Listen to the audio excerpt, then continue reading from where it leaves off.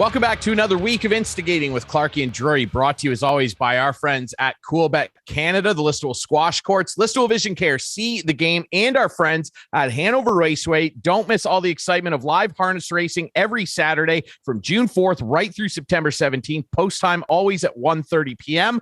Bring the family and come have a great time enjoying the sights and sounds. We bet you'll love it. Visit them at hanoverraceway.com for details on their upcoming events. Very pleased to be joined by my regular co-host, Mr. Chris Clark, and we're very pleased to have a good friend of ours on the show as well, the newest member of the front office of the PJHL Pollock Division champion, Mitchell Hawks, our buddy Scott Bridgey. It's a pleasure to have you on the show. We've had you on before. It's great to have you on in this capacity. It's a little different. First of all, congrats, brother. I mean, I'm so proud of you. I'm really excited for you. Just tell us how you're feeling and how this kind of all fell into place. Well, yeah, thanks very much for having me on. I appreciate this, guys. Big fan of the show. Feeling pretty good. It's been a busy last couple weeks with spring skate now fully completed. We had almost 40 kids out to the spring skate for the Mitchell Hawks in Stratford the last couple weeks, and a lot of talent that was brought out to the spring skate too as well. So that's positive, very positive. We got a lot of positive feedback from last year and everything that the Mitchell Hawks did as an organization and what they did on the ice. So we're looking to repeat that again this year, and it's been busy. Coaching staff, the executives, they've all been fantastic to work with, and they've all welcomed me in, and just appreciate all the positivity that's been going on the last couple of weeks as well. A lot of people go into a new job and it's nowhere to go but up. You have quite the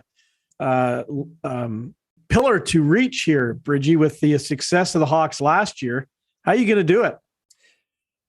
Well, that's a great question, Clarkey. Luckily, we've got some great returning players coming back. And that was step number one, making sure that the right pieces came back that made a big difference last year. Very difficult losing the 4 OAs that left. Obviously, they were a big part of the championship.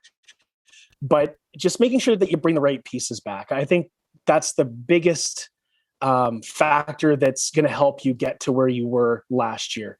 And another thing is don't take anything for granted, right? I mean, when you're healthy, run with it. If you're banged up, just be thankful that you've got some big pieces coming in that are going to help you keep rolling along and get you to the next level.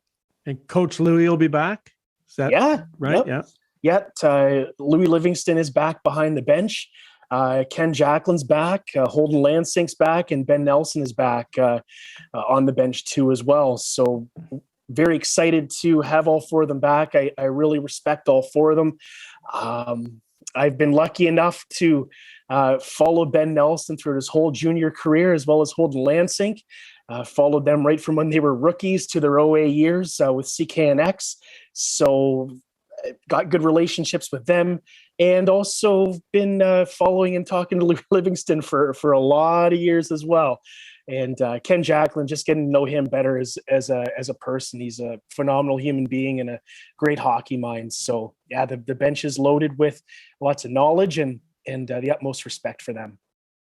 You've got a lot of people there. Obviously, Bridgey, you mentioned that you can lean on, of course. Josh Keel, who, was the general manager, has moved up. He's going to be the director of hockey ops and the president of the team now. And, we had him on when the season ended against Stainer. It was tough. The team was really beat up. I would have liked to have seen what they could have done in that series if everybody was healthy. But you mentioned you've got a lot of great returning players, and some young guys that were forced into the lineup because of all those injuries are going to come back next year. And, you and I got ice level views of some of those kids, and they did not look out of place in critical playoff games, which is really good. So you got a great foundation there. But I wonder, you broadcast a lot of games on CKNX with our friend Steve Saber, and you and I rode shotgun together for quite a few games, including the long playoff run this year. And we're going to miss you on the broadcast, man. But this is an interesting step for you, right? Because, I mean, look, we've been friends for a long time, Bridgey. We've had a lot of discussions about hockey.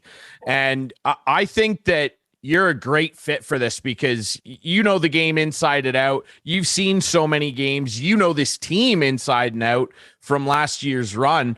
What's it like adjusting from being a broadcaster to stepping into a pretty key executive role with a really successful team? It's got to be quite an adjustment. It's a big adjustment. But that's been so much fun to get adjusted to. The nice thing is, like you said, Ryan, we had a front row seat to the team in the playoffs last year. So you get to know some of these kids, talking to them before the game, on the bus, after the game, just around the rink. So that's been nice. All the kids that have come out to help at the spring skate, you know them individually, and you just talk hockey with them, and that's been awesome. Again, very tight-knit group for some of these kids to come out and help at spring skate on their summer off, right? So it just goes to show you the passion that they have for the Mitchell Hawks, and that's a big thing we have in common. And obviously, when it comes to the game of hockey, if it's a lot easier to get along with somebody if you've got the sports mind in common. So that's been fun. And it is a big adjustment. Obviously, it's going to be a little different. Now you're automatically kind of thrown in to help make decisions on who we're going to take, who we're not going to take, who we're going to offer cards to, who we're not going to offer cards to. But it's not just me. It's everybody. The coaches are involved. Josh is involved. We make it a team of decision makers, so the blame just doesn't fall on one person. That's the way it should be at that level. Well, you do got a big summer ahead of you to get that team in order, and the Stanley Cup playoffs going on right now. Tampa and Colorado. We've chatted along the way with our beloved Maple Leafs. Going to Game 7 against Tampa. Then we see Tampa sweep Florida. Then we see them after a long layoff lose a couple games to the Rangers, then beat them 4 straight. I still think the Leaf-Tampa series has been the series of this playoff. First of all, the Leafs looks like they're going to be back with the same bunch next year. What do you think of that, and who do you like in this year's playoffs in the Stanley Cup Final? I think it's fantastic that the Leafs are bringing a lot of the core back. The big question mark is going to be Jack Campbell. What's going to happen with him? I was talking to one guy today, and he said, "Did you hear the rumblings about John Gibson for William Nylander?" And I said, "I don't like that." I said, "You may as well just bring back Campbell. It's you keep Nylander." Drury might have something to say about that one. I like the core, and the big thing is they always say you've got to lose before you win, and the Pittsburgh Penguins went through it, but they did win shortly after that. It just always go back to that. You got to lose before you win. You got to have the hunger. If you win too early, then well, that's fantastic, but it just doesn't seem to happen all that often. We even look at Colorado. They've had the same core together for the last number of years and haven't won a cup, but they just stick together. They add some pieces, they stick together, they add some pieces, and now look where they are. I like the look of Tampa when they played the Leafs. They're a good hockey club. I would like to see Colorado win. That's just my biased opinion. Been a big McKinnon fan for a number of years. Cale Makar, I love that guy on defense. He is phenomenal. And it'd just be nice to see someone new win the Stanley Cup. Is that fair to say, guys? Yeah, I mean, I think that new blood is never a bad thing, and I think a lot of people would be happy for Nate, obviously. Personally, with both of our favorite teams long out, I'm really not bothered by either or. I love the Tampa organization. I love what they've done, and they have risen the bar in the cap era to a new level beyond what any other team's been able to do. And if they win 3 straight and become literally an all-time dynasty. Like 3 straight just does not happen. It hasn't happened since the Islanders won 4 straight. So it's an extremely rare occurrence. So that would be a really cool story. And I mean, Bridgey, you know this. I love Steven Stamkos. He's probably my favorite Canadian player. But then on the other side, Colorado, I mean, just a great organization run by their all-time greatest player in Joe Sakic, who's done a lot of aggressive maneuvering over the last couple of years. I think it'd be good. We're filming this on Thursday the 16th after game 1. What an entertaining game in Colorado. They came out flying. Tampa wrestled themselves back in it, but then my old buddy Andre Burakovsky quickly in overtime. He is a Tampa killer, remember? What were your impressions of game 1? Because I actually thought that was the worst game they played all playoffs. It could have been. It could have been easily their worst game of the playoffs. I thought when Colorado went up 3-1 that they had that game wrapped up. And but you can't count them out, right? You can't count the Lightning out of any game. And I don't know. I'm not sure Darcy Kemper. It's a good goaltender.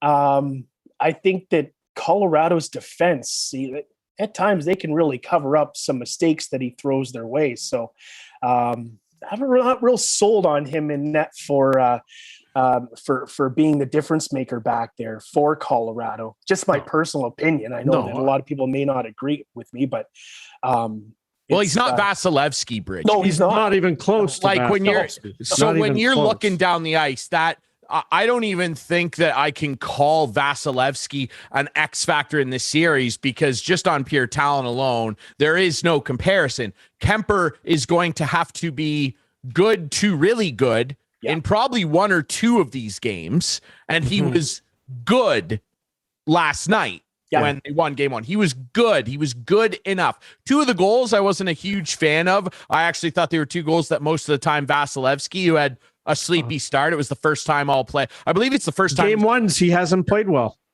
Last night was the first time, Wednesday night, the first time in his playoff career that he gave up 3 first period goals. Wow. So you look at it and go, really good for Colorado to win the first game on home ice. No question. You cannot go down and go back to Tampa. So good start for them.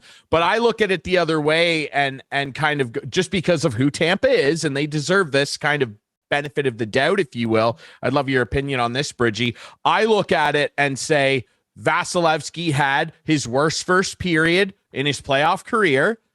He settled down. They turned it around and edged back in, and Braden Point is back in the lineup. Now, he didn't look very good, but I actually think that if that's as bad as it can get for Vasilevsky and that team defensively, that's kind of scary, because even with them playing not that great, they went to overtime and clawed back from 3 down. So that's a factor for me. Kemper is going to really have to play the best hockey of his career to knock this beast down, Bridgey.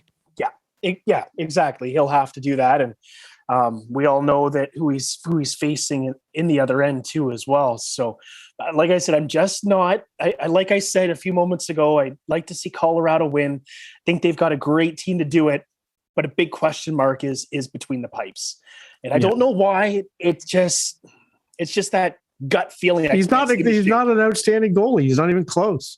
Right. But they can win with him. I'm not saying they can't win with him. Yeah, they can. Yes. But they have to play well, and he's got to play, as Ryan said, good to better than good in a couple of games. But I don't know. I'm leaning, and we might as well give some picks here. I'm leaning towards Tampa winning this thing. I just think they're the when push comes to shove, they're going to be the better team, and they have the better goalie. And lots of times it comes down to that. And I just want to get your predictions on games and winners, and then I want to ask you about a play last night. Ryan, why don't you go next? Well, I said in my fantasy league group chat that I actually had Tampa in 5, which, I mean, I know producer Adam's throwing stuff behind the camera right now because I'm selling his Colorado Avalanche short, but it's because of what we saw last night and what we've seen this team do. Down 2-0 to the Rangers. The Leafs spanked them. What was it? 5-0. 5-0 game 1. Yep. It just does not matter. Yeah. The water rolls off these guys' backs like no team that we have seen in this salary cap era. And for that reason, I'm actually going to stick with Tampa in 5. And Colorado won last night. Would any of us be shocked to see Tampa rattle off 4 in a row? No. I would not be. And I'm probably going to be made to look like a fool. And I feel bad. I am selling Colorado short, but Vasilevsky, they played terrible last night, I felt, and still forced overtime. Vasilevsky, I mean, the guy's on overtime. They call him John Wick. Until somebody kills John Wick, he is alive and well. And Nikita Kucherov is that guy where he didn't play very well last night, and he wears that. And he knows guys are writing, boy, where was Kucherov? Where was Kucherov? I bet you Kucherov has 3 or more points in game 2.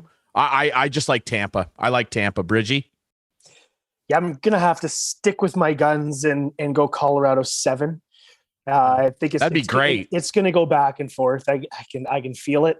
But I don't know. I think Vasilevsky's he's gonna steal some games here and get Tampa some wins. And Stamkos, he's gonna get on a roll. It'll be interesting to see. You mentioned Braden Point and coming back and not looking that great last night. It will be interesting to see what he looks like in game 2. And is it gonna take him it's gonna take a lot of time to get back to game speed, but he's so skilled, he's so gifted athletically that might take a few games to get back into it, but I hope he's healthy. He's probably not 100% at this point, but that having him even at 80% is better than absolutely. And Kadri, speaking of health, he took a 40-minute session before game 1 out there trying some stuff out. Highly unlikely we see him. They're optimistic maybe if it goes deep for a 6 or 7, maybe he could come back, but feel gutted for Nas. He's just such a popular guy. He's a grinder. He's done so well for himself in Colorado. It's a contract year. It would just be nice if we could see him get on the ice too. Clarkey, go ahead. No, so there was something happened in last night's game that we've just taken for granted now in the last, dozen years or longer, probably even more. Late in the game, Patty Maroon with the puck flips it over the glass. Penalty. It's an automatic penalty. I hate the call. I mean, I know it was the right call. Don't get me wrong. But I just think if you're looking at revisiting some of the rules, and I know why it was put into place because guys were flipping it over the glass on purpose to kill time. But there's no way in the world the guy was doing it on purpose because he knows he's going to get a penalty. And I think ultimately that cost them the game because they never recovered.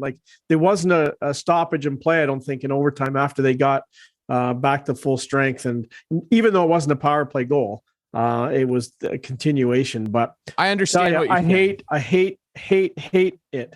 And I just wish they would revisit some of the rules. I don't like the trapezoid either. I like to see the goalies go out and get the puck. There's maybe those are a couple of things I would like to see somehow of a tweak. That could happen in game 7 and it sucks and it's awful.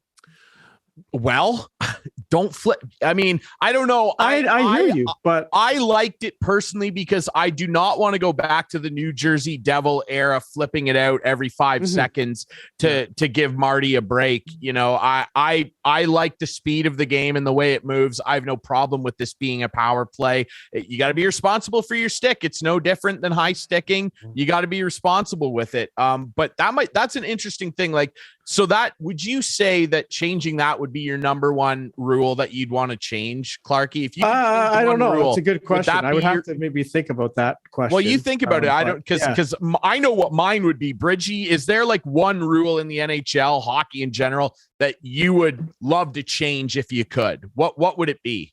I think personally, the NHL has made a lot of great adjustments over the years, and me too. The icing one has been huge. That has saved a lot of guys from being injured. We can go on all day about little tweaks like that they've made, but with the puck being flipped over the glass, they should hire a group and get them to study exactly where if you could collect all the delay of game penalties where the pucks have gone out and put it together and see exactly where they were flipped out. I guarantee you a lot of them are probably around the neutral zone where the glass is a little bit lower. Sure. I wonder if you raised the glass up another 3 feet, that's a lot. If you raised the glass up through the neutral zone, I wonder if that would keep the play moving. Rather Do you remember than Mitch Marner in the playoffs last year? Did it twice in the Montreal He was series. deep in his Once when they were Yeah. He down. was deep in his own zone when he did. He was in the middle of the ice. Now, Oh yeah. but that said, though, Yeah, no, that was I actually like that. I wouldn't have an issue at all with them raising the glass to keep this from happening as often. I wouldn't have a problem with that at all. Why not? Why not? Just why do we have the glass up here and then dip down? Let's just keep it up. It's an adjustment. I mean, it's essentially a rule change. So, I mean, that counts in my opinion, and I support it. I don't know if you thought any more about yours, Clarkey. I'll tell you mine. I don't know. You already brought it up. The trapezoid. I've had enough. Yeah. I hate it. I've said this to both of you numerous times. My least favorite thing about the ice surface. Cannot stand it. I think it's dumb, and I think it restricts goaltenders who are great at playing the puck from making a difference on outlet plays, stretch passes to catch guys shorthanded on power plays, on a change. I just can't stand it, and I think it's a thing that would actually help the game keep moving along a little faster for goalies to be able to and come prevent out. D from getting squished in the corners too. 100% on those near icing things where it's maybe not called. I don't know. I just think, and if goalies that are bad at playing the puck go out and get burned, like we saw Mike Smith do, who Mike Smith, to be fair, is a good puck player, but look what happened to him in that final game where they lost to Colorado. Too bad. Yeah.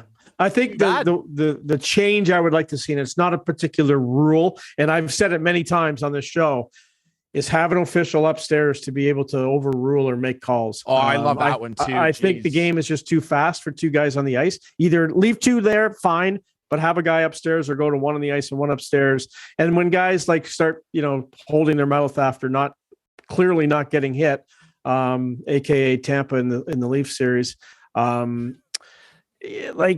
there's got to be some recourse and say, wait a minute, no, he didn't get hit. This wasn't a penalty. Let's move on and give that guy an embellishment. I just think there needs to be a little more help. And we're not like taking the game to a robot. It's still people, but it's upstairs instead of down. Yeah, no, you're 100% correct, Clarkey. I agree with you. The right calls need to be made. They really do. Baseball, they're doing a great job with their instant replays and getting the plays right. And making sure that what happened years ago that could have been a difference maker in a game don't happen anymore. So And look at the offside with Colorado and Edmonton. Like when, I guess the one angle showed that the puck wasn't on McCarr's stick as he went over, and there's no way he meant to not touch the puck in my mind before the guy came out. There's no way. I know exactly going so fast. I know what you mean, and by the letter of the law. Yep. Oh yeah, it was onside. It wasn't on his stick, but he was in control of the puck. That's the thing, though, is that was a subjective call that I don't think any amount of extra officials, cameras, whatever would fix, because possession is subjective. Because as you're skating with your head down, pushing the puck up the ice, and every couple strides, you're bumping it a couple inches ahead. Right. Yeah. In that instance where you bump it a couple inches ahead to go and keep pushing it, do you have possession? So, absolutely you do. So, I feel the same but way. He didn't touch it. And it looked like on that one angle, on the game broadcast angle, that he did have possession and he was touching the puck. But because the other side... The angle on the other side showed that the puck was about 2 millimeters off his stick. Yeah, it was just rolling up in the air, because they changed it a few years ago. And I remember this well when they first changed it. It was about 2-3 seasons ago. There was a goal that Kuznetsov scored, and it ended up counting because they changed the rule where you could skate backwards over the blue line and have your body go into the zone before the puck, as long as the puck was on your stick as you breached the line. And he had it on the very heel of his stick, and the goal ended up counting. And I can't remember who the Caps were playing that night, but the other coach was furious, but they changed that. So, they keep on changing the offside rules and the way it's interpreted. And I don't know what they're telling the linesmen, but I just think, I agree. They could get another guy up there to help. It's just help. Yeah, exactly. And to change topics, Get your reaction as we're live here on, this night tonight, Thursday night, the 16th. The Montreal Canadiens have rid themselves of the Shea Weber contract. He is now a member of the Las Vegas Golden Knights, or Vegas Golden Knights, and they get Evgeny Dadonov back. They just wanted to get out from under that contract, in my mind, and they did it. It's obviously a great trade for Montreal, and Dadonov's actually a useful player that they will probably flip next year because they're going to be so bad. He's got 1 year left, I think, Dadonov. And that's why he'll be flipped. They'll retain whatever salary he has. They'll retain 50% and get some picks for him. I actually wouldn't be surprised because I think he's a good player. I wouldn't be surprised if he was on Shane Wright's right side to start Shane Wright's career, assuming, of course, they take Shane Wright, which I feel like they will. But yeah, it's here's a rule as we bring Shea Weber up, and Bridgey, before we switch to talking about our Jays, a team that we all share an affinity for, which is rare amongst our friend group.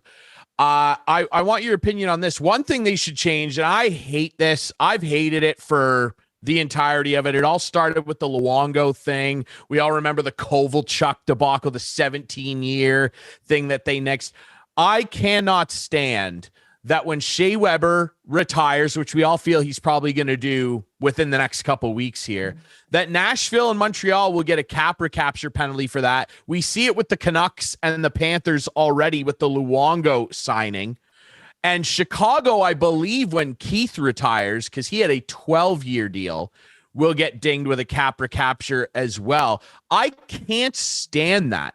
I'm all for, you know what, the salary cap is what it is, and it bothers everybody, and it's added a new level of strategy and roster management, and fine, I'm all for that, but it's already hard enough for teams to keep guys together, and then you're adding this goofiness in for contracts that when they were signed were legal. And I can't, that blows my mind. You can't. So, Bridgey, as an example, and I'd love your opinion on it. For an example, before I pass it to you, cannabis is legal in Canada now. And it has been for a couple of years. So imagine now cannabis is legal. I've got some. I'm walking down the street. Then all of a sudden, in the wee hours of the morning, the government decides it's no longer legal, and a guy saw me a week ago with some on my back porch, and now I get arrested for that. That's literally what this is like. It was legal then. You can't arrest me now for something that I was doing whilst legal. So it really bothers me. It pisses me off to no end. Gary's got this goofy salary cap world, and they do everything they can with these punitive little measures to screw teams over. It's dumb. What's your opinion on it? I hate it. No, and I'm in agreement with you as well. I think that you nailed it on the head. Perfect. I don't know what it does. Who's this benefit? What? I have no idea what the point of it is. Yeah, no, I understand. I understand exactly where you're getting at, and no, I don't like it either. Because it's already tough enough with the salary cap to keep core teams together. And we talked about it minutes ago about teams that have done a good job keeping the core together. But it is tough when you've got money lingering over your head that is going to somebody else. Gary Bettman, I'm not sure whether he's got something in there to benefit himself. I wouldn't put it past him. Well, yeah, Gary, it's literally going to happen. It's happening as we speak to Minnesota. Because remember, the whole thing was they got Fleury and they went all in because they're going to get nailed with a huge cap recapture for Parise and Suter. And I think it's to the tune of almost $11 million of dead cap on Minnesota's cap, a good young upcoming team. And now they've got this giant chunk of money for deals that were legal. And now this. So what are they going to do when some of their guys come up? The Greenways of the world, Joel Eriksson Ek. It's a joke. It's such a joke. He's hurt. They're hurting teams, especially these up and coming teams like a Minnesota, with these punitive measures that are absolutely stupid. All right. All right, hold on. We got some more news. Got some more news. More and news. Like, you know what? We might as well keep talking hockey if there's more news to come. John Tortorella and the Philadelphia Flyers have agreed on a deal. So he will be the new head coach there. I think I heard that your old buddy there, Trotz, turned down a big deal with the Flyers. So maybe he was the second choice. But Torts in Philadelphia just seems to be a perfect fit for like a psycho fan base for a psycho coach. Years ago, maybe Torts would maybe hang him up. I didn't know if anybody would want to bring on his craziness, but hey, a market like Philly, why not? Why not give it a try? He's going to have to change his style of coaching, I believe. And again, personal opinion. He's not going to change. Like, honestly, I don't think he'll change. The younger kids, you're not going to grab their attention acting like he does. I'm sorry. It's just, there's a new wave of players. Yeah, that's old school. You would have gained respect from players 7, 8, 10 years ago, kicking garbage cans, yelling and screaming and pointing guys out in the room individually. That's not going to work in today's NHL. And they will start blocking him out after the first 6 months if he's just going to continue to do that. I will say, just from a bit of an insider seat here, if you will, I do think he has changed quite a bit from those early Tampa days where, you know, Vinny LeCavalier and Brad Richards have famously said we couldn't stand Torts. He was really hard on us, and there were times where he went over the line. They won the Stanley Cup. And then, you know, time went by and he had to adjust. And I think the Vancouver debacle really taught him a lot, because then he went to Columbus, and say what you will about Torts, he will squeeze every last ounce out of that Philly team, who I do not think is very good. They have a long way to go, but he will get every ounce. And you know what?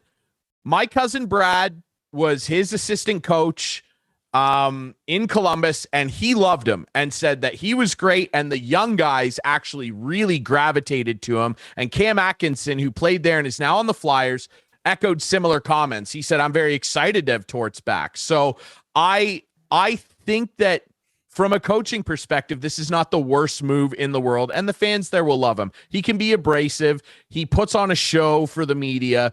I'll say this, he's a very nice man, and he treated my cousin extremely well. And the rest of the coaching staff that was there with him had absolutely glowing things to say about him. That's all I'll say about Torts, but it's an interesting hire. Philadelphia they're grasping at straws really across their sports landscape. Yeah, they are. And speaking of interesting, the Pasternak and Cassidy stuff going on in Boston's quite the story as well. That's rolling out there. Well, I mean, look, like, guys aren't going to get along sometimes. It just is what it is. I think Cassidy's a fantastic coach. I think Vegas made the playoffs every year. I think, look where he came from. His first gig was with the Caps right as Ovi was rolling in, and it did not go well. Now, that team was very bad. Mm-hmm. They were very bad. Trust me, I remember. They were atrocious, and he got submarined. You know, he was the fall guy there. And the next couple coaches after him didn't do too well either till Brucey showed up. So I think it's a great move for Vegas. You want a hot take? It's lost. I think they're winning that division next year. I'm going to call it right now. And Bruce Cassidy will win Coach of the Year. 2 hot takes for you. How about that? What do you think, Bridgey? I've always liked Bruce Cassidy, and I think he's going to do great in Vegas. Clarkey, you know, watching the Leafs against the Bruins the last couple of years, we're going back.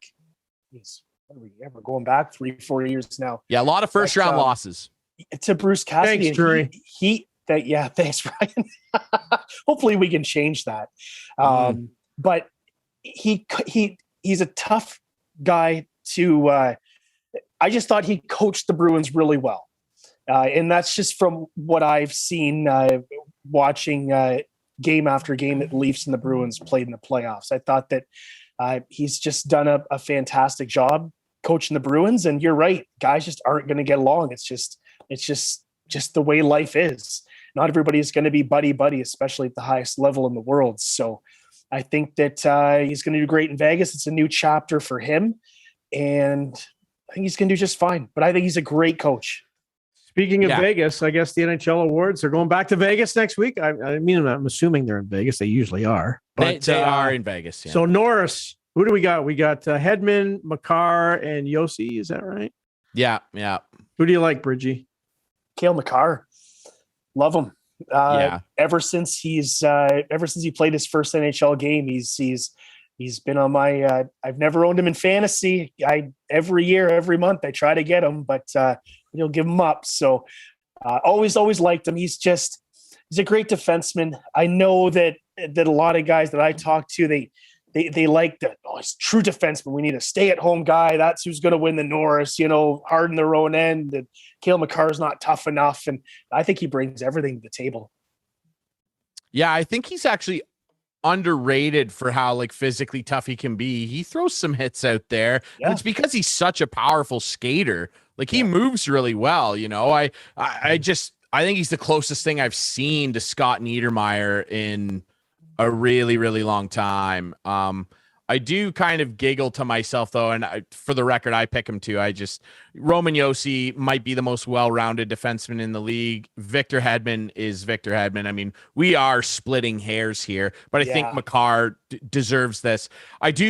It does bother me a little bit though, that now these guys that put up the gaudy offensive numbers are automatically always getting in the conversation. It still bothers me that Mike Green got shafted that one year that he scored 30 goals. They're like, oh, well, he doesn't play defense that well. He just skates up the ice, much like Cale Makar does now. And I'm not saying he's a bad defender, but that bothered me. He scored 30 goals. Give me a break. Yeah, it wouldn't shock me if Hedman won it. It wouldn't shock me if either of them won it. Yeah. All three. Yeah. How do you vote for that? I think Makar, but okay. How about the Vezina? Markstrom, Saros, and Shesterkin. It's not even close. Yeah. I mean, the Rangers probably wouldn't make the playoffs. Well, maybe they would make the playoffs, but Igor Shesterkin had the highest goals saved above average in the league this year and in the playoffs. Yeah. He is the New York Rangers, and that's a little disrespectful. No, I agree. Their team is very good, and boy, look how far they've come I think in they're good. 3 years. I don't know if they're very good. I think they're good. Where was Toronto? We're talking about a team. If you put Shesterkin on Toronto, they're still playing. They probably are. Absolutely, he's not they on are. Toronto. No, I know that, Ryan. Well, so there you go. Thank you. That team, Shesterkin can't score, but he can steal you. I agree with you. He can steal you games, but they're an average team with an outstanding goaltender. I think they're better than average. I don't think that talent-wise up front they have what the Leafs have. No, but Chris Kreider scored over 50 goals this year. Panarin's there. They got the Young winner, right? 50 and what? 5? How many assists? Doesn't matter. No, it doesn't matter. Doesn't matter because he went to the conference final, didn't he? And he can jump out of pools. I just don't even think there's a discussion to have. No, I don't think Markstrom would maybe be the closest. He'll be second. Simply because he led the league in shutouts. Shesterkin his numbers were gross. Okay, what do we got? Calder. Who's up for the Calder besides my guy? Well, Mike Bunting, Mo Seider, and Trevor Zegras. And Seider, I guess, will win it. But Bunting's got a good... he has a good. Of course, he has a good case. Bridgey, I don't know. I'll let you pick first. Who do you think should win the Calder? Well, obviously, my heart lies with Michael Bunting. Yeah, I've read all the articles. Yeah, I've heard all the press conferences about the age and where he is, but he's technically considered a rookie. And yes, he played on the first line with Austin Matthews, and he played well on it, and he did, and he had to pull his weight. Austin isn't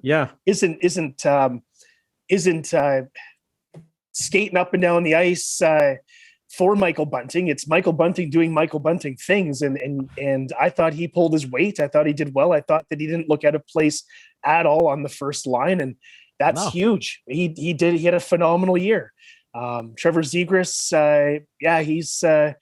he's a highlight reel, that's for sure. Night after night, practice after practice, he's doing unreal things. Again, that's the next generation coming up, and you're going to see more of it. And Seider had a great year as well for Detroit on a bad team. But I think Michael Bunting, my heart lies with him, and I hope he wins it.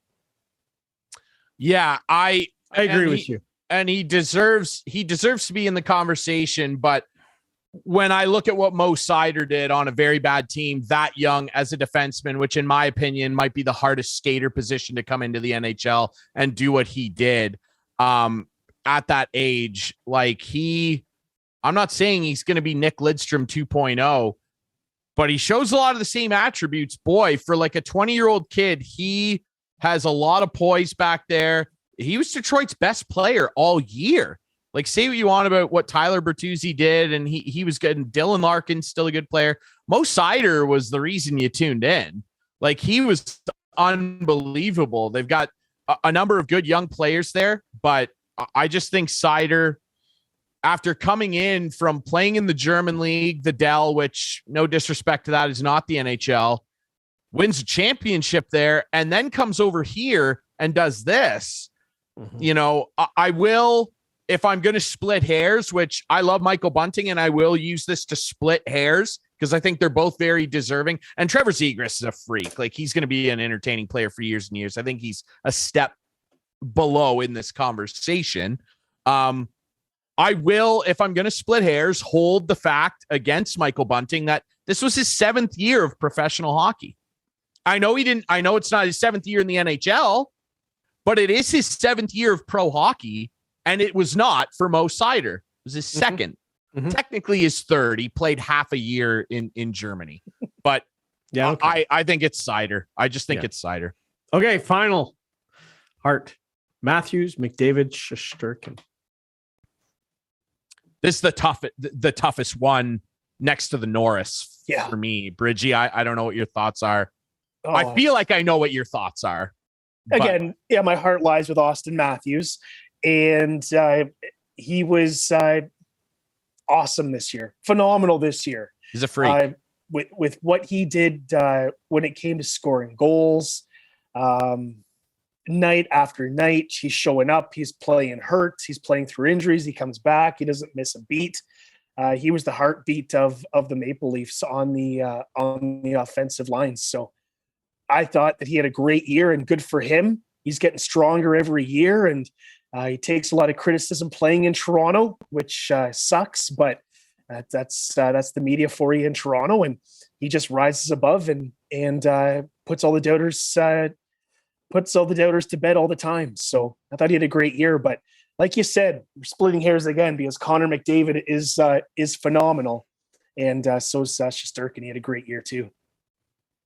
Clarkey, I'd love your opinion before I offer. Well, I think Matthews. Well, here's the deal. I'll give you reasons why I think he'll win and reasons why I think he might not win. First of all, I think he'll win because I think he's the best player. It's the hardest thing to do is score goals. He did it 60 times. And I think he will get a lot of the American vote as well because they like their own down there, and they do that. The reason I don't think he may not win is because the media in Canada, outside of Toronto, and even some inside Toronto, hate the Leafs. So they may not. And believe me, like, I would love to say that it's media votes on this, right, Ryan? I'm not wrong, right? Yeah. So they, as much as you'd like to think they vote with a straight mind, they don't. We know they don't. We've seen it before. Right? Like, he probably won't get any votes out of Montreal. 2002 right? Is the slam dunk example. Jerome McGinley. Exactly. Jerome McGinley won the Hart Trophy that year. Absolutely, he did. Jerome McGinley won the Hart Trophy. Yeah. And that's no disrespect to Jose Theodore, but we all know the famous story. The three, I believe, Montreal media members that voted didn't have Iginla on their ballot. I know. It's crazy. It's nuts. Absolutely crazy. We know and why. Again, a lot of them do it now. We see the TSN and the Sportsnet guys doing it. Guys now at ESPN, NBC over the years. A lot of them make their ballots public. I think that should be a requirement. 100%. You should have to make your ballot public. Absolutely. and defend and not necessarily defend it, but you should float some thoughts out there on why and I would have loved to have heard those three gentlemen that left Iginla off their ballot that year explain to me how that is possible. And I think he will get a couple of 4th and 5th place votes, and we'll know where they came from. But well, 4th and 5th place is out of your mind. I know what you're saying, but I'm just telling you. Second. I wouldn't be surprised to see it. But I think Austin will win. I think he'll win, and I think he deserves to win. I also think that, and I will disagree with you on him being the best player in the league. I don't think he is. However, I think he had the best season. And McDavid, yes, he had more points than him. And like McDavid is getting into Gretzky territory here and Lemieux territory. You could have given them the Hart every single year, basically, of their prime. Like Bobby Orr with the Norris. Yeah, of course Bobby Orr won it. Just give it to Bobby. Why is anybody else coming out? But we have to, break things down and look at things a little more in depth. And yeah, I agree. I agree with you that. And I think most sane fans would agree that the hardest thing to do is score goals. Mm-hmm. Goalies have never been better ever in the history of the NHL. The numbers prove it. Yep. And he scored 60 goals. Like, that's rarefied air. Yeah. We're talking about handfuls of guys, all-time greats that have scored 60 or more in a season. He's the first guy to do it since Stammer.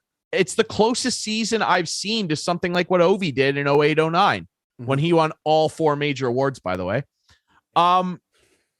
He had the best year. Why are you laughing, man? It always comes around to Ovi. Anyway, it should, because he's the best goal scorer of all time. Yeah. Okay. And Matthews is the closest thing I've seen. He's not Ovi. He's pretty close. He's got to do it over a long time to be that good. And I think he can. And here's the other thing. Just to finish my thought about the media and voting. Let's say Steve Simmons has a vote. We know the battle that Steve Simmons and Austin Matthews got in this year. But that is for you. I know it shouldn't matter. I know. Like, you got to just vote on the ice. Yeah. Ask Roger. You got to vote with Barry Bonds. How that is. Okay. All right, we're all on the same page for that final award. Then Matthews, I think he deserves to win it. He did a disgusting amount of scoring, and who knows if he hadn't lost some of those games, what else he could have done point wise. So the 60 goals is incredible. You're the MVP of the league when you score 60, and no one else does that. Yeah. I think only 3 guys scored 50. I think it was just him, Kreider, and I'm pretty sure they were the only. Am I missing anybody? I don't think so. I think Draisaitl ended up with 45 or so. McDavid had 43. Yeah, I'm pretty sure they were the only 350s. So, and he had 60. That's rare. Right. Yeah. I think he's the Hart winner. I want to shift. We'll chat a little baseball now. We love the Jays. As we're speaking, they got waxed by the Orioles, which is not great. Kevin Gausman's having some struggles. The gas man is running on empty right now. He's got to figure some things out, tipping some pitches. I don't know. Pete Walker, I have no worries about Gausman. He'll figure it out. Just like Barrios is turning it around. Barrios has been really good the last little while now after a rocky start. Kikuchi still a little up and down. You bring up the Barry Bonds thing with the media voting. Yeah, it's the same thing. Like the Hall of Fame, I missed the memo where media voting on things has to come down to like how mean a guy was to you in a press conference.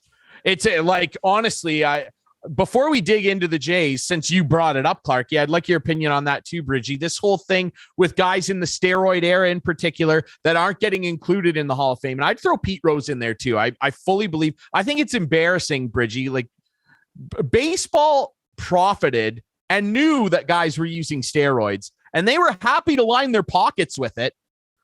And now that, it all came out, and yes, guys were using, and okay, fine. Now, we can't put them in the Hall of Fame. You still had to put bat to ball. Steroids, yeah, maybe it helped you hit it 50 feet further, but you still had to be an incredible hitter. And Barry Bonds is the most lethally scary hitter. I want everybody watching this to go look up Bonds' season in 2003 or 2004 and look at the amount of intentional walks that he was issued. And then look at his career numbers and look how many times he was intentionally walked with the bases loaded. This guy was the scariest man at the plate, steroids or not. And it bothers me immensely that guys like him, and you can throw whoever else you want in there, Canseco, Kurt Schilling for obviously his political views. It bothers me that guys aren't in the Hall of Fame. Pete Rose, the all-time leader in hits. He's not in the Hall of Fame. Barry Bonds is the all-time statistically, without your asterisk. He's the all-time leader in home runs. He's not in the Hall of Fame. Roger Clemens is not in the Hall of Fame. It blows my mind. What's your opinion on that, Bridgey? I can't stand it. I think it's goofy. No, you make a lot of strong points, and I agree with you on a lot of those points as well. When it comes to taking steroids, like, you're right, you still have to perform. You still have to hit the baseball. You still have to have a very high exit velocity. You got to have a strong swing through the strike zone. You still have to recognize balls and strikes, right? You're not going to, you still have to hit a good pitch. That's why golf doesn't make taking steroids illegal. Like, take steroids for all we care. Sure, you can hit the ball further. It's not going to make you a better golfer. No. You still have to be straight. You still have to place within the perimeter. So then if we're looking at this and saying we're not going to take him in the Hall of Fame, we're not going to take him in the Hall of Fame. Well, okay, what about all those pitchers that were using pine tar all these years? What about all these great pitchers that had substance in their glove? Are we going to start going back and really nitpicking? Because I think that is giving you more of an advantage than taking steroids. Phil Niekro, his spitball. Yeah. All the way back through the years. And, there's a great channel on YouTube. You should check it out. Baseball Doesn't Exist. Did a great essay on the pitching substance thing. A couple of them, actually, where examining the spider tack thing. And there's video of guys using it. In particular, now disgraced former Dodgers pitcher Trevor Bauer, who basically said, I intentionally used substances in certain innings, and you could track his spin rate where it would jet way up by almost 1,000. And then the next thing it would go back, because he said, I would use the substance just to show, like, hey, these guys are using this, and you're not going to do anything. Well, then I'm going to use it now. And he won a Cy Young and got that big deal in LA. And now, of course, he's rightly so in a lot of trouble and probably will never pitch again, at least not in Major League Baseball. But I digress. The video basically said, like, there were guys undercover speaking anonymously in the baseball world that said, yep, guys in our clubhouse were using this, and it's more effective for a pitcher than steroids for a batter. Yeah. Because when you can move a ball in insane ways and have that type of spin rate, where the whole thing with the spin rate, for people who are like, what does it matter, the spin rate? You can't see the laces. So as the ball spins faster, especially on breaking balls, like a slider, a curveball, a changeup, if you can't see the laces as clearly, the reactivity in your brain is so short to decide whether you want to swing or not, that when you can't see the laces, your brain has a harder time picking up where the ball is and where it's going to be, more crucially. So that's why it's such a demonstrably wild thing to be able to increase. If you can get your spin rate up, you're going to get money. You're going to get a lot of money. And guys were using this. And I mean, are we going to go back and go, Phil Niekro and guys that were doing this, that, and the other, rubbing stuff on the ball. Yeah, they're not in the Hall of Fame now? Going to bring Nolan Ryan into this? I mean, the guy would go out and pitch 190 pitches a game in 11 innings. It's like, you're telling me he's not using a substance to get through that? We're going to talk about bringing him out of the Hall? Like, it's getting pretty wild. Yeah, guys boiling Coke and dipping their finger in the thing. Like, come on here, And what bothers me the most about those guys is that the media is so in control of who gets in the Hall of Fame. Yes, I understand that there's a veterans committee who have gotten guys in, but they just don't like guys. And from the league's perspective, it bothers me a lot that it is well-known knowledge that they knew guys were doing this. And they were happy to see the profits soar as guys' home run totals went to 60 and 70. And like, it just bothers me that now those guys that you were happy to make money off of Bud Selig, well, they can't go in the Hall now because their arms were a little bigger than everybody else's. It's stupid to me.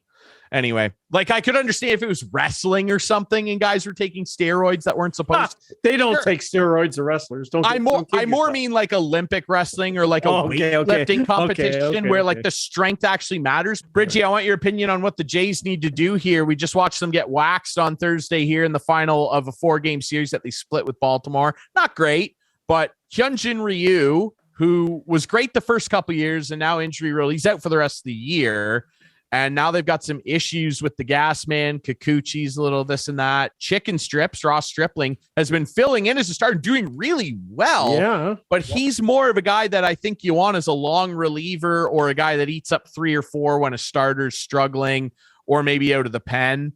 So he usually only pitches 4, maybe 5 innings, right? I think they really need to get another arm. Yeah. And probably another bullpen arm too. What's your opinion on the season so far? They've really turned it around, but what's your opinion on the way the roster sits right now? What do you think that they should do? With the news of Ryu, they need some help with the starting rotation. Ross Stripling, he's done everything you've asked of him so far this year. It's been great. Awesome teammate. The guy's a great pitcher. He can start for you. He can come out of the bullpen. I like that idea of having him as a long reliever. And why not, if you're Charlie Montoyo, start messing with some things here a little bit. Like you look at what the Rays are doing with over the last couple of years, they've put relievers in to start the game and roll from there. Like if you're Charlie, not do that, but just start working with some different ways here with the rotation as well. Kikuchi, I've never been sold on him.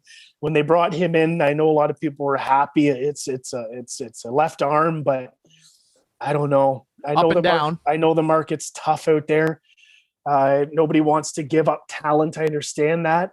But Pete Walker, Jays fans have to remember, is a awesome pitching coach, and he can really help bring guys out of funks. So I think that Pete Walker is going to work well with the rotation that they have. Getting another arm in is crucial right now. And the bullpen, Romano was getting a lot of work at the beginning of the season. I was a little worried about that, and now he's hardly pitched the last couple of weeks. But getting him back getting him a little bit of rest was huge. But they need these starters to start going 6-7 innings. And I'm sorry, but Charlie Montoyo, if a guy's into the 6th, 7th inning and he's in that 80, 90 pitches, don't take him out. Let him pitch. Give the bullpen that rest that they deserve. And sometimes he's been yanking guys a little too early, and then the bullpen blows it, and then they're working through more arms that night when you just should have left your starter in a little longer. So, but they're doing a great job managing things. I can't complain. I think they're doing a great job, and they're a young team. So Jays fans need to be a little patient here. They've got a lot of young talent that's full of piss and vinegar. So let's work with them and let's watch them grow together, but let's get another arm for the rotation. I agree, and I'll just end it by saying, there are arms available, and there are going to be more arms available as more teams start to peter off here. I mean, look, if you want to get out into the big names, they've already mined the Oakland A's and got Matt Chapman. Frankie Montas is not long for the Oakland A's. He will be traded. I know the White Sox have been sniffing around, but he's out there. He's a bigger name on the market, sure, and maybe that's a little unrealistic because you'd have to give up a lot for him, sure. Luis Castillo, a name that's been rumored for a number of years now. Cincinnati absolutely stink. I don't know what it would do for them to hold on to him. Maybe a less sexy name for you. The Detroit Tigers are atrocious, and they actually rank dead last in every major offensive category. Dead last across all of them. The Tigers went big on some signings. It's not worked out. So maybe a name that's maybe not going to cost you a Montas level of stuff or a Castillo necessarily. Tarek Skubal has been their best pitcher, and he's been very effective for them. Probably one of the only little bright spots that the Tigers fans have been able to enjoy.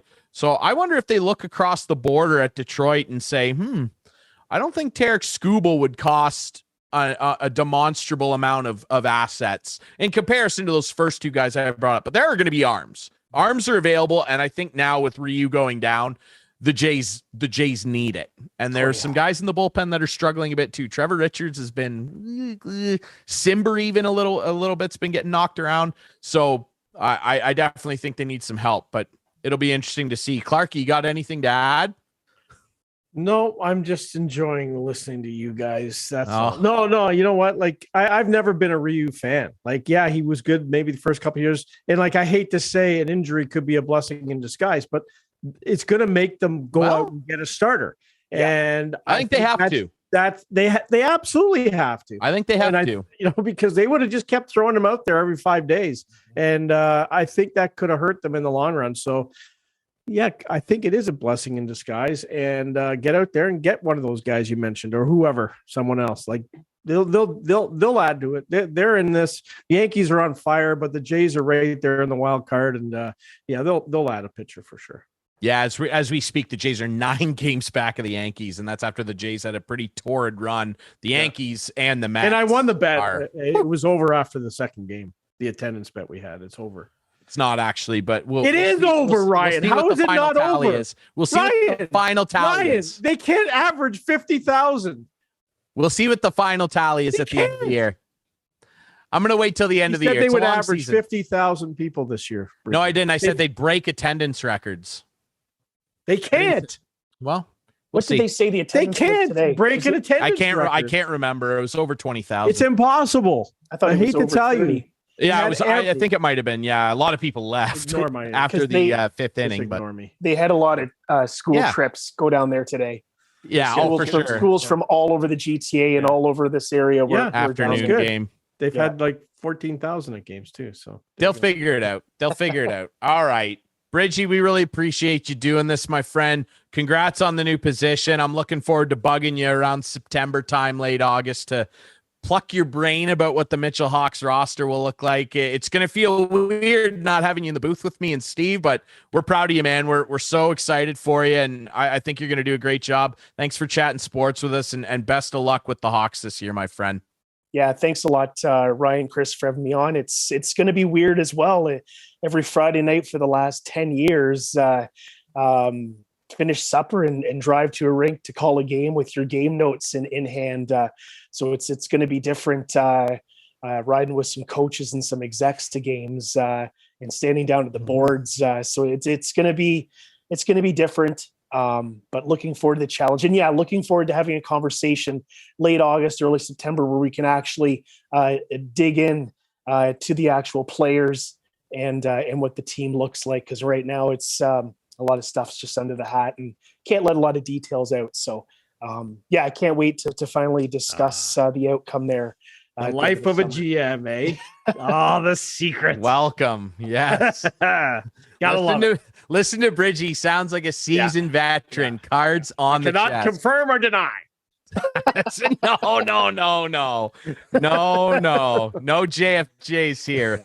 All right, we appreciate everybody watching. Remember, Friday nights at 8, Sunday nights at 9 with our friends on Whiteman TV. That's channel 6 for Whiteman subscribers. We debut on our YouTube channel Friday nights at 9. Follow us on social media at Instigating Pod. We're on all the best podcast apps. We appreciate you guys listening to and watching the show, which is brought to you as always by Coolbet Canada, the Listowel Squash Courts, Listowel Vision Care, See the Game, and our friends at Hanover Raceway. For myself, Ryan Drury, that's Clarkey, and our friend, Mr. Scott Bridge, the GM of the Mitchell Hawks. Boy, it still feels weird to say that, eh? We really appreciate you guys listening to and watching Instigating with Clarkey and Drury. We'll be back next week.